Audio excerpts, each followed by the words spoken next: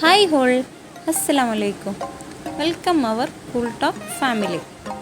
ഇന്ന് ഒരു ഇറച്ചിപ്പത്തിരിൻ്റെ റെസിപ്പി ആയിട്ടാട്ടോ വന്നിട്ടുള്ളത്.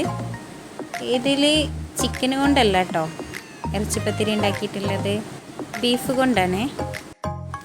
ഇത് സിമ്പിൾ റെസിപ്പി കേട്ടോ. കാരണം നമ്മൾ മാവ് കുഴക്കണ്ട, പരത്തണ്ട, പത്തിരി ഉണ്ടാക്കാൻ വേണ്ടിയിട്ട് നമ്മൾ ഇത് ദോശയായിട്ട് ചുട്ടെടുത്തിട്ടാട്ടോ ഈ ഇറച്ചിപ്പത്തിരി ഉണ്ടാക്കുന്നത്. അതിനായിട്ട് അത്യാവശ്യ ക്വാണ്ടിറ്റിയിൽ കുറച്ച് ബീഫിൻ്റെ കഷ്ണങ്ങൾ എടുക്കുക. അതിൽ അധികം എല്ലോ പാടയോ ഒന്നുമില്ലാത്ത നല്ല ആരെടുത്ത പോലത്തെ കഷ്ണം എന്നൊക്കെ പറയുമല്ലോ, അങ്ങനത്തെ കുറച്ച് വലിയ സൈസിൽ അരിഞ്ഞെടുത്ത് കേക്ക് വൃത്തിയാക്കിയിട്ട് നമ്മൾ കുക്കറിലാട്ടോ വേവിച്ചെടുക്കുക. ഇതിലോട്ട് നമ്മൾ 1/2 ടീസ്പൂൺ മഞ്ഞൾപ്പൊടി, 1/2 ടീസ്പൂൺ കുരുമുളക് പൊടി, 1/2 ടീസ്പൂൺ ഉപ്പ്, കുറച്ച് മുളക് പൊടി ഓവറായിട്ട് ഇട്ടുണ്ട്, എരിവിനനുസരിച്ച്. അതിലോട്ട് കുറച്ച് വെള്ളം കൂടെ ആഡ് ചെയ്തിട്ട് നന്നായിട്ട് വേവിച്ചെടുക്കുക. ഒരു 2-3 വിസിൽ വരുന്നവരെ വേവിച്ചെടുക്കുക. ഇനി മസാലയ്ക്ക് ആവശ്യമായിട്ട് ഒരു 4 മീഡിയം സൈസിലുള്ള സവാള, അതിക്ക് ഒരു പച്ചമുളക്, ഇവയൊക്കെ വെളിച്ചെണ്ണ ഒഴിച്ചിട്ട് നന്നായിട്ട് വാട്ടിയെടുക്കുക. സവാള പെട്ടെന്ന് വാടിക്കിട്ടാനായിട്ട് കുറച്ച് ഉപ്പിട്ട് കൊടുത്താൽ മതി കേട്ടോ. എന്നിട്ട് നന്നായിട്ട് ഫ്ലെയിം സിമ്മിലിട്ടിട്ട് വാട്ടിയെടുക്കുക. ഈ വാട്ടിയെടുത്തതിലേക്ക് നമ്മൾ ഇഞ്ചി വെളുത്തുള്ളി പേസ്റ്റും കൂടെ ഇട്ടെടുക്കുക. ഇതിൻ്റെ ഒരു പച്ചക്കുത്ത് മാറിയതിന് ശേഷം നമുക്കിതിലേക്ക് മസാലകൾ ആഡ് ചെയ്ത് കൊടുക്കാം.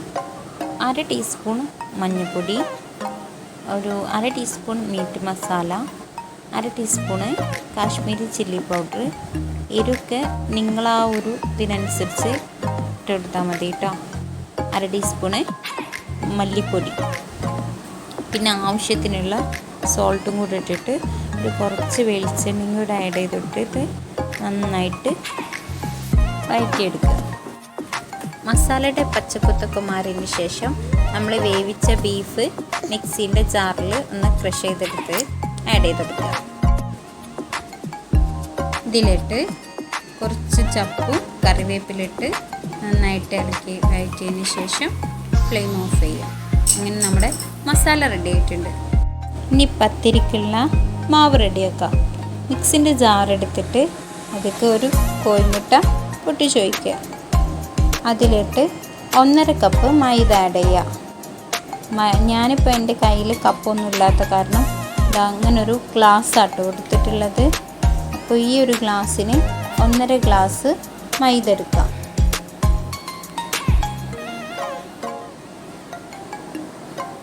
ഇതിലിട്ട് ഒരു പിഞ്ച് ഉപ്പിട്ട് കൊടുക്കുക.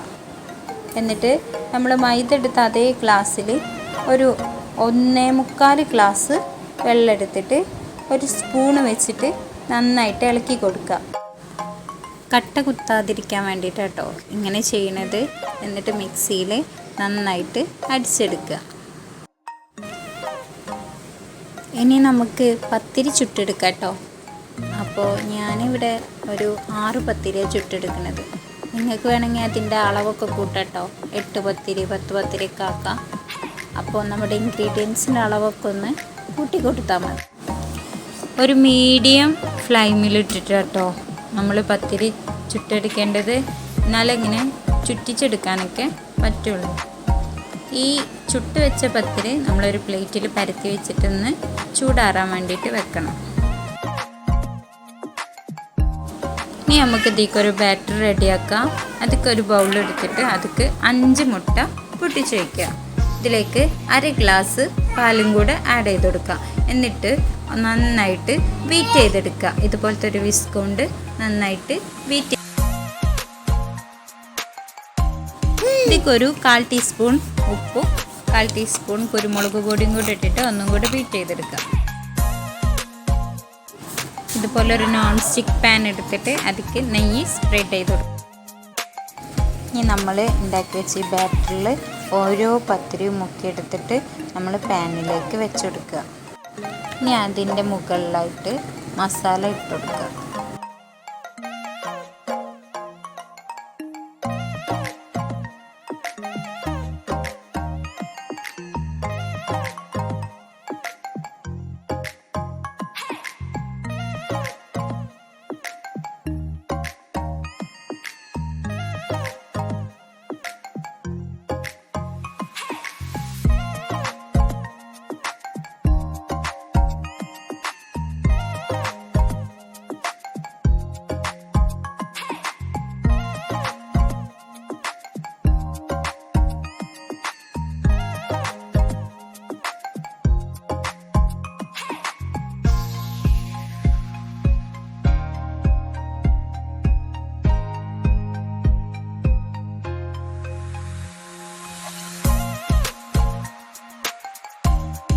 ബാക്കിയുള്ള ഈ ബാറ്റർ നമ്മളതിൻ്റെ മുകളിൽ ഒഴിച്ചെടുക്കുക.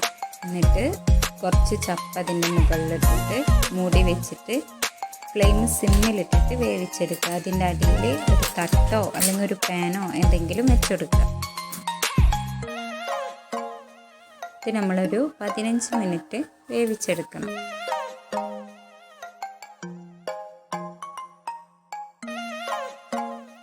അങ്ങനെ ഇത് ഏകദേശം റെഡി ആയിട്ടുണ്ട് കേട്ടോ. ഇനി ഇതിൻ്റെ മുകൾ ഭാഗം വേവിക്കാനായിട്ട് വേറൊരു പാൻ എടുത്തിട്ട് അതിൽ നെയ്യ് സ്പ്രെഡ് ചെയ്തിട്ട് അതിക്ക് നമ്മളിത് മാറ്റി കൊടുക്കുക.